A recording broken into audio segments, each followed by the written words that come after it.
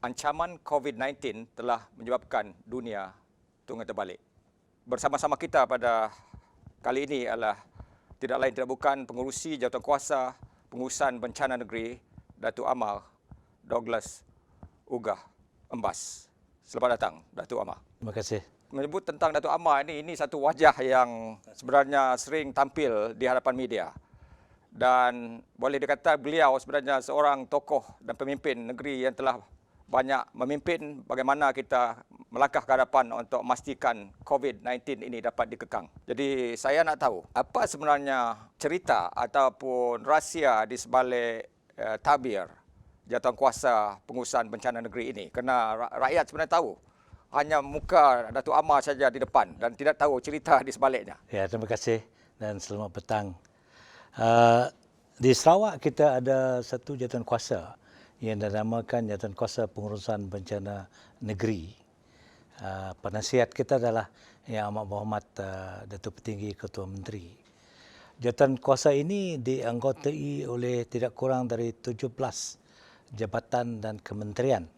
Jumlah cukup besar. Ya, dan juga semua residen-residen di semua bahagian jadi ahli dalam jawatankuasa ini. Selain daripada 17 ketua-ketua jabatan yang jadi ahli jawatankuasa Pengurusan Bencana Negeri Sarawak, 5 lagi menteri adalah juga ahli jawatankuasa. Mereka adalah Yang Berhormat Datuk Seri Dr. Sim, Yang Berhormat Datuk Seri Dr. Stephen Rooney, Yang Berhormat Datuk Abdul Karim Rahman Hamzah dan Yang Berhormat Datuk Seri Fatimah Abdullah dan Yang Berhormat Datuk Seri Lee Kim Chin. Dan jawatankuasa ini lah yang bermesyuarat. Pada bulan pertama, bulan kedua kita bermesyuarat tiap-tiap pagi bermula pukul 8.30. Kerana pandemik COVID-19 ini adalah satu pandemik yang baru dan tidak ada ahli jawatankuasa, tidak ada seorang pun telah mengetahui bagaimana that is the road nobody has travelled. Oleh demikian, maka kita berpandu kepada nasihat, pengalaman dan juga apa yang berlaku di negara-negara lain. Jadi tiap-tiap malam saya kena tonton TV untuk melihat apa berlaku, apa dia buat di Amerika Syarikat, di UK, di Singapura, di Jepun dan sebagainya. Yang cukup penting, jawatankuasa ini adalah satu jawatankuasa yang cukup pengalaman.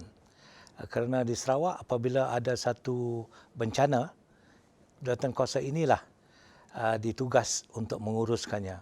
Sama ada banjir, sama ada kejadian fire ataupun baru-baru ini juga rabies. Oleh itu kita satu jawatankuasa yang cukup berpengalaman dan dari itu koordinasi di antara jabatan-jabatan juga dapat kita gerakkan. Dan jawatankuasa ini juga diberi kuasa untuk menguruskan perkara ini menggunakan peraturan MKN 21 yang diberi oleh Majlis Keselamatan Negara. Apa itu MKN 21? Itu MKN 21 adalah satu peraturan di mana pandemik ini telah diistirah sebagai satu bencana dan dengan menguatkuasakan MKN 21 ianya memberi kuasa kepada jawatankuasa untuk memerlukan bahawa semua ahli-ahli jawatankuasa termasuk tentera, polis dan sebagainya untuk memberi sumbangan kerjasama untuk menguruskan sesuatu bencana tersebut. Apa kelainan pandemik 19 ini berbanding dengan ancaman lain yang ditangani oleh jawatankuasa ini?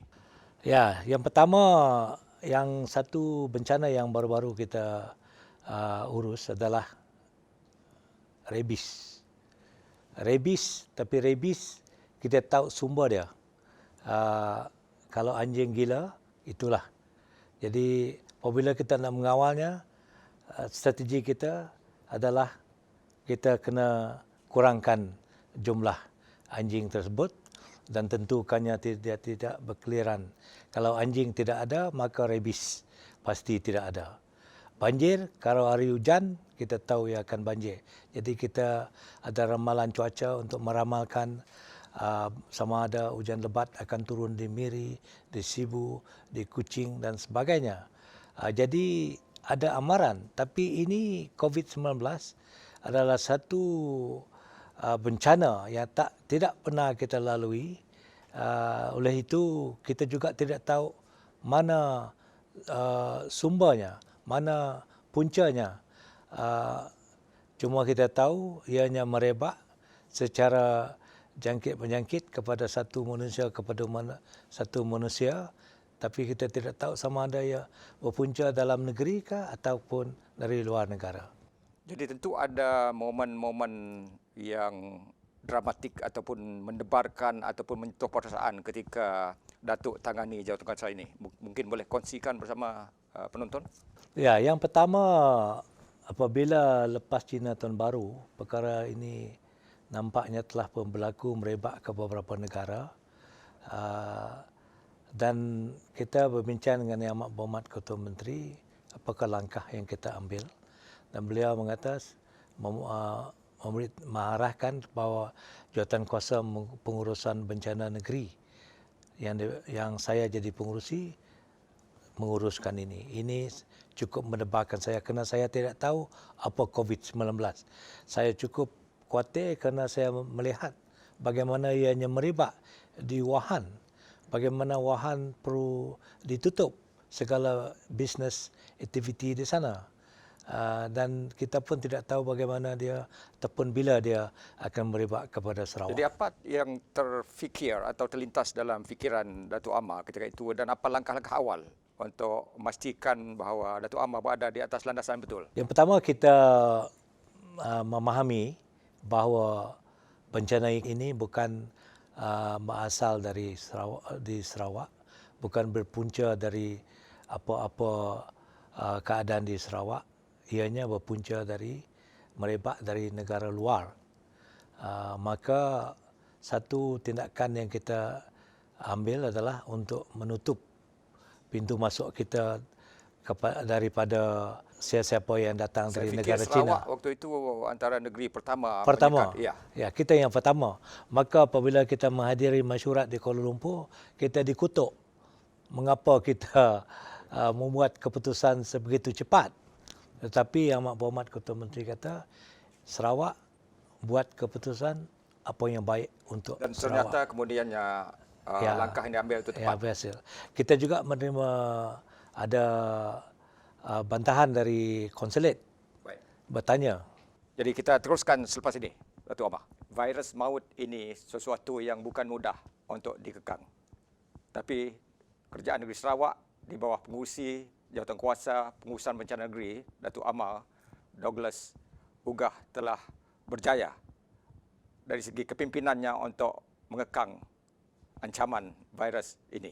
Jadi kita nak tahu rahsia, apakah strategi, Datuk? Apakah strategi dan langkah-langkah yang telah diambil oleh kerajaan negeri Sarawak sehingga memungkinkan kita untuk mencapai prestasi yang dapat kita lakarkan sekarang? Puncanya adalah dari luar. Sebab itu kita menutup Sarawak dari sesiapa yang datang dari China pada awal bulan Februari. Tetapi kita tidak boleh menutup siapa yang nak melawat dari Semenanjung dan sebagainya. Tapi kita juga memang tahu. Tapi oleh itu kita ada pada bulan Mac kita ada satu jangkitan, ada 2 kluster yang sangat membimbangkan kita. Dan lepas itu kita memperketatkan lagi immigration kita supaya kita menentukan bahawa siapa yang masuk perlu kita periksa dan perlu kita kuarantin. Tapi yang di dalam negeri apabila berlaku kita tentukan bahawa kita ada kemampuan untuk menyaring, testing. Itu paling penting. Apabila sudah test, kita telah mendapati ada kejadian, then contact tracing untuk mengesan rakan-rakan yang dekat dengan pesakit itu, dan lepas itu kita putuskan rantaian by bringing all this into quarantine as a person under investigation. Jadi kita isolate, kita test close contact, lepas tu kita isolate. That is apa yang dari medical department yang buat. Tapi bagi kita yang penting adalah kita nak mengawal sempadan kita dari laut dan juga di darat. Sempadan kita cukup panjang. Di situlah kita terus memperketatkan kawalan-kawalan kita sehingga satu ketika lebih 9,000 anak-anak Sarawak yang belajar di Semenanjung yang perlu balik ke Sarawak, tapi kita kena menguruskan menerima mereka dan mengkarantin mereka di hotel-hotel di seluruh Sarawak. Ketika COVID-19 ini mula mengancam menyerang Sarawak, apa kebimbangan utama Datuk Amar ketika itu? Yang pertama, kita bimbang sama ada kemudahan kesihatan kita mampu untuk berhadapan dan mengurus keadaan penyakit-penyakit yang perlu mendapat perkhidmatan perubatan. Sebab itu saya terus memberitahu Jabatan Kesihatan Negeri Sarawak untuk bersedia dengan kemudahan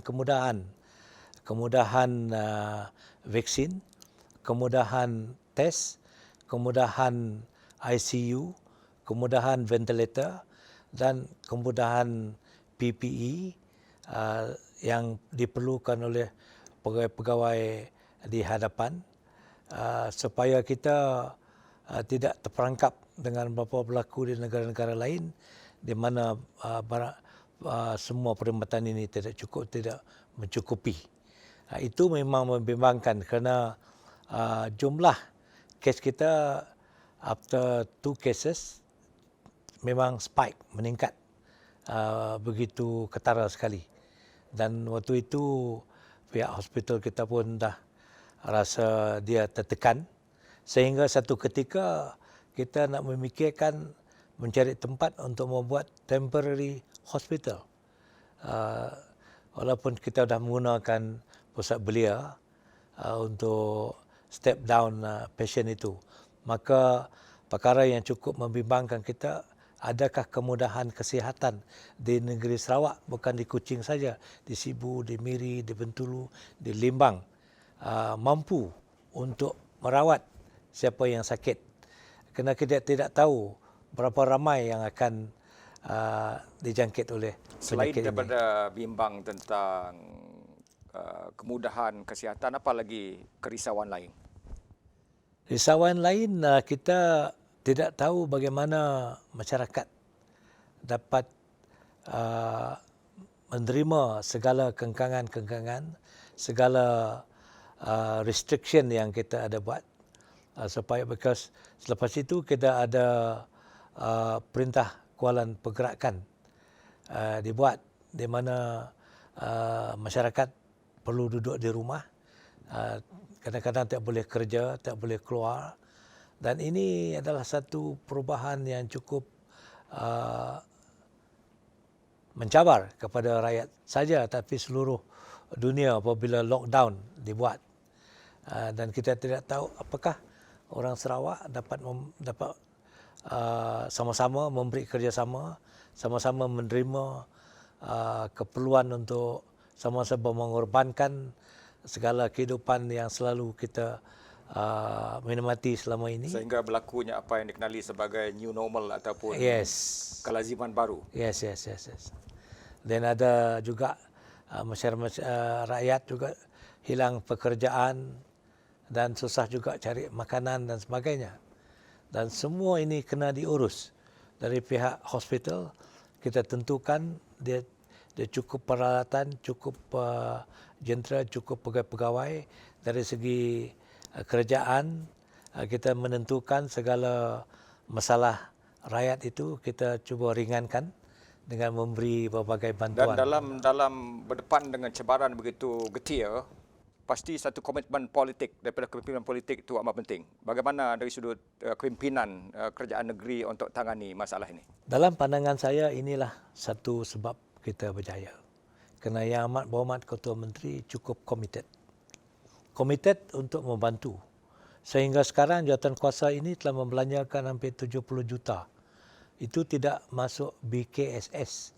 Ini untuk pengurusan kita Satu angka cukup besar. Satu angka besar. Ini duit kerajaan negeri Sarawak yang membantu. Jadi beliau juga komitmennya membantu cukup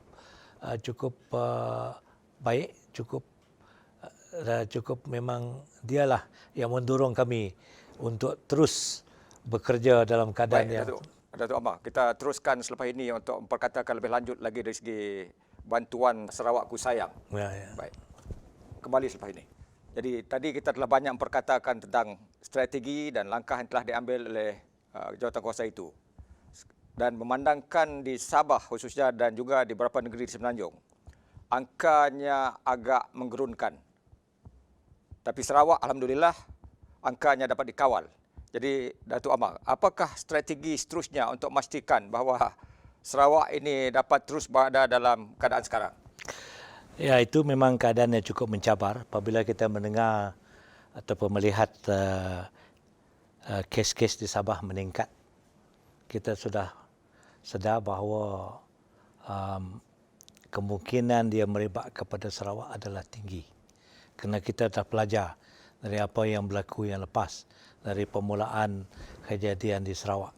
Sebab itu kita membuat keputusan bermula dari 4 Oktober 2020 sehingga 18 Oktober 2020 kita larang orang warga negara yang bukan dari Sabah masuk ke Sarawak. Dan dari Semenanjung kita kenakan keperluan mereka mengadakan saringan, dan kalau orang Sarawak balik dia perlu buat saringan dan perlu dikuarantin apabila menunggu keputusan saringan itu. Dan kalau kita melihat apa yang berlaku di Semenanjung, saya percaya langkah itulah yang boleh membantu Sarawak untuk mengurangkan jumlah kes-kes di Sarawak. Kerana kita telah memerhatikan dari tempoh 26 September ke 13 Oktober, hampir 50% kes positif di Sarawak adalah orang Sarawak yang balik dari Sabah. Dan 15% adalah mereka yang balik dari Semenanjung Malaysia. Dan another 15% adalah rakyat Sarawak yang balik dari luar negara. Ini semua kes luar, dari Kes luar. semua import. Ya. Jadi oleh sebab itu baru-baru ini Kabinet memutuskan bahawa larangan itu diteruskan sehingga 15 November. Kerana kita nampak itu adalah berjaya. Dan nombor dua, kita mengukuhkan lagi jentera-jentera kita di sempadan di antara Indonesia dengan Sarawak. Apa langkah yang diambil di sempadan itu? Kita menambahkan anggota-anggota tentera kita, pegawai PGA kita dan juga pegawai polis supaya mereka dapat, khususnya di antara lawas dengan Sabah. Adakah ini dapat menjamin bahawa tidak ada penyusupan menggunakan jalan tikus yang begitu banyak di sempadan Sarawak, Kalimantan? Ini yang cukup sedih sekali kerana mula-mula kita fikir tidak ada orang Sarawak yang bersedia untuk mengorbankan kesihatan Sarawak dengan menyeludup pekerja-pekerja yang dari luar. Tetapi malangnya beberapa hari yang lepas kita mendapati 2 pendatang tanpa izin di Kuching positif dan mereka ini menyeludup melalui jalan tikus. Apa nasihat Datuk Amar kepada rakyat Sarawak yang boleh kata tidak bertanggungjawab? Saya menyeru kepada mereka untuk memikir dengan dalam sekali. Sama-samalah berkorban dengan rakyat Sarawak lain. Dan janganlah membuat apa yang boleh menggugat kesihatan orang Sarawak, iaitu menyeludupi orang pendatang tanpa izin ini. Kerana apabila dia datang dengan saluran kita, nombor satu, kita tidak tahu sama dia sihat ke tidak. Kerana dia tidak melalui apa-apa saringan. Jadi kalau kita tidak tahu dia sihat ke tidak, kalau dia positif dan dia masuk ke Sarawak, dia pergi ke kedai kopi, jumpa kawan, pergi kerja, itulah satu punca merebaknya penyakit COVID-19 ini. Dan ada kes juga pekerja-pekerja asing ini di tapak pembinaan juga dijangkiti oleh virus ini. Kita dulu ada, tapi yang ini kita Immigration Department telah pun menangkap 25 orang kemarin. Jadi kita menunggu keputusan saringan mereka ini. Baik, Datuk Amar, COVID-19 ini telah memberi kesan atau dampak yang begitu dahsyat ataupun hebat, baik dari segi politik, dari segi ekonomi, dari segi sosial, malah psikologi. Dapat Datuk Amar huraikan kesannya terhadap rakyat Sarawak khususnya? Ya, yang pertama, apabila perintah pergerakan kawalan dikuatkuasakan, ianya memang satu tindakan yang mengejutkan rakyat Sarawak, malah rakyat Malaysia, kerana kita tidak pernah melalui keadaan yang seperti itu. Dan apabila dia diumum, kita juga tidak tahu berapa lama, tetapi nampaknya dia hampir 2 bulan. Jadi dalam 2 bulan itu, rakyat dikenakan duduk di rumah. Maka kalau duduk di rumah, maka pekerjaan pun tidak dapat, mencari nafkah pun tidak dapat, pergi sekolah tu memang tidak dapat, dan yang berniaga pun tak dapat berjalan berniaga. Dan inilah dari segi ekonomi memang menggugat rakyat. Dan dari segi sosial memang masyarakat pun tidak adalah melalui satu keadaan yang cukup mencabar sekali. Banyak yang hilang pekerjaan dan pendapatan. Yes. Tetapi hilang kerajaan negeri Sarawak telah tetapi yang berhormat Ketua Menteri kita tidak membiarkan rakyat menderita. Maka beliau memutuskan memberi bantuan rakyat kusayang, dan belanja 2.5 bilion telah pun diumumkan yang amat berhormat. Ini dapat meringankan beban mereka. Memang kita membagikan makanan-makanan kepada kawasan-kawasan, khususnya di kawasan luar bandar. Bahkan di bandar ini juga kita membekalkan makanan-makanan kepada rakyat yang hilang pekerjaan, dan juga bantuan-bantuan yang diberi kepada B40, kepada company-company, kepada syarikat-syarikat. Semua ini memang meringankan beban yang ditanggung oleh rakyat. Dan rakyat nampaknya berterima kasih. Jadi kita kembali selepas ini. Baik, COVID-19 ini tentu banyak memberi iktibar dan pengejaran bukan saja kepada rakyat tetapi juga kepada kerajaan negeri Sarawak. Apa agaknya pengejaran ataupun iktibar yang dapat kita petik daripada ancaman COVID-19 ini, Datuk Amar? Memang perjalanan kita mengurus COVID-19 ini adalah satu pengalaman yang cukup berharga kepada kita.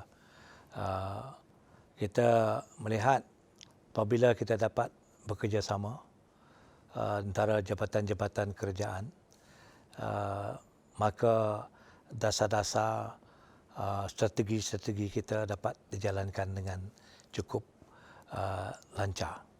Begitu juga apabila rakyat bersedia bersama-sama berkorban, menyumbang dengan memainkan peranan masing-masing untuk mengikut arahan-arahan, strategi-strategi yang dilaksanakan oleh kerajaan, maka apa yang kita harapkan memang kita dapat capai.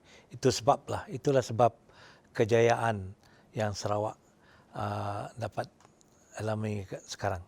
Kerana kerjasama dari rakyat, kerana jabatan-jabatan ahli-ahli jawatankuasa bencana negeri Sarawak memberi sokongan, memberi kerjasama yang cukup baik, sama ada tentera, polis, tuan residen di sesemua bahagian. Mereka juga bertungkus lumus membantu menguruskan keadaan di kawasan masing-masing dengan menentukan bahawa masyarakat memahami dan bersedia untuk berkorban. Dan kita juga melihat pucuk pimpinan kita memberi bantuan yang cukup bagus, menentukan bahawa dasar kita adalah berlandas kepada dasar sains. Jadi kita mengikut nasihat pakar-pakar kesihatan. Jadi semua ini telah memulihkan Sarawak untuk berjaya berhadapan dengan masalah COVID-19 ini. Bagaimana melangkah ke hadapan dari segi kemudahan kesihatan dan juga dari segi sumber manusia, khususnya untuk doktor di Sarawak ini, untuk persiapan kemungkinan peristiwa atau kejadian seperti ini berlaku pada masa depan? Ya, apa yang kita buat sekarang untuk bersiap sedia untuk apa yang akan berlaku. Kerana kita melihat di Sabah, mula-mula dulu memang jumlah kesnya rendah. Tapi apabila kesnya meningkat, kapasiti perkhidmatan kesihatan di Sabah memang tergugat. Bahkan katil dia pun tak cukup. Dan begitu juga di negara-negara lain.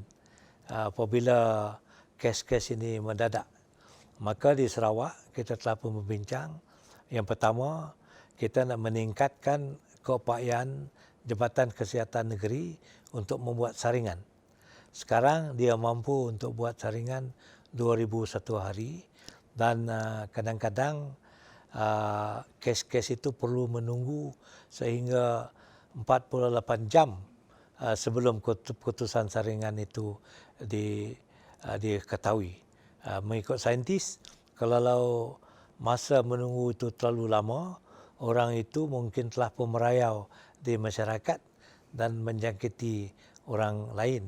Jadi kita berharap bahawa waktu menunggu itu dikurangkan kepada 24 jam. Dengan matlamat itu kita nak menambahkan keupayaan JKNS, Jabatan Kesihatan Negeri Sarawak, untuk membuat saringan. Kita nak tambahkan keupayaan di Hospital Jantung di Kota Semerahan. Kita merancang untuk membuat satu saringan lab di Limbang supaya Limbang, Lawas dapat disaring di sana. Sekarang kita menghadapi masalah kerana apabila Lawas ada kes nak disaring, dia terpaksa bawa ke Miri. Sekarang kalau pergi ke Miri melalui Brunei. Brunei pun mempunyai berbagai syarat yang menyulitkan kita membawa sampel itu. Maka kes di Lawas kadang-kadang menunggu sampai 5 hari. Ini kita tidak dapat benarkan, tidak boleh benarkan. Maka kita nak menumbuhkan, sekarang nak merancang menumbuh satu lab di Limbang. Dan kita nak meningkatkan kapasiti di Sibu dan juga di Miri. Nombor 2, kita nak tentukan kita ada satu pasukan yang cukup cekap untuk mengesan close contact pesakit. Kerana itu penting. Kerana kalau kita dapat cepat, nombor 1, kalau kita boleh dapat maklumat yang betul dari kes itu, maka kita tahu. Kita nak bertanya, kemarin kamu nak dah ke mana? Kalau dia gunakan kes sejahtera, mungkin kita dapat data ke situ. Kalau dia tidak menggunakan itu, dan kita perlu buat temu duga, dan kalau kita tidak pandai bertanya, mungkin tak dapat maklumat yang betul. So, kita tentukan kita mempunyai satu tim contact tracing yang cekap, yang cepat. kerana ia berkaitan dengan keupayaan kita memutuskan. Baik, Datuk Amar, tugas tangani COVID-19 ini tidak harus diletakkan kepada kerajaan semata-mata. Jadi apa nasihat atau gesaan Datuk Amar terhadap rakyat di Sarawak? Memang seperti saya sebut tadi, kita berjaya kena rakyat sama-sama bekerjasama. Dan untuk mara ke hadapan, kita harap masyarakat juga memahami dan bekerjasama. Misalnya kita perlu mengawal perjalanan dari Sabah pergi Sarawak hingga November 15. Begitu juga dari Semenanjung pergi ke Sarawak. Minta rakyat sabar. Nombor 2, kita minta rakyat patuh kepada SOP. Tentukan bahawa kita gunakan pelitup muka. Tentukan kita mengamalkan tabiat higien. Tentukan kita tidak bercampur di mana dengan cara yang kita mesti mengamalkan social distancing dan physical distancing. Jadi kita mesti jaga Sarawak into Sarawak. Jadi kita sendiri yang harus menjaga Yes. diri kita sendiri, Yes. keluarga kita Yeah. dan seluruh rakyat Sarawak. Yeah. Jadi peranan ini sebenarnya telah banyak dimainkan oleh Jawatankuasa Pengurusan Bencana Negeri yang diterajui oleh Datuk Amar Douglas Ugas Mbas, dan melalui strategi dan langkah-langkah yang ampuh dan juga dengan dukungan kerjasama 2.8 juta rakyat Sarawak. Jadi melangkah ke hadapan, salah satu tindakan terbaik ialah supaya rakyat Sarawak sama-sama memberi kerjasama untuk memastikan COVID-19 ini dapat dikekang. Sehingga berjumpa lagi minggu depan. Akhirnya saya ingin bagi pihak Kerajaan Negeri Sarawak ingin merekamkan penghargaan kepada semua barisan hadapan yang telah berkorban untuk membantu berhadapan dengan pandemik COVID ini. Mereka ini adalah doktor, nurses dan pegawai di hospital-hospital di seluruh negeri Sarawak. Dan kita juga terima kasih kepada pihak tentera, polis, Jabatan Kebajikan dan juga Urustia SDMC atas sumbangan kita untuk membantu mengurus isu COVID-19 di negeri Sarawak.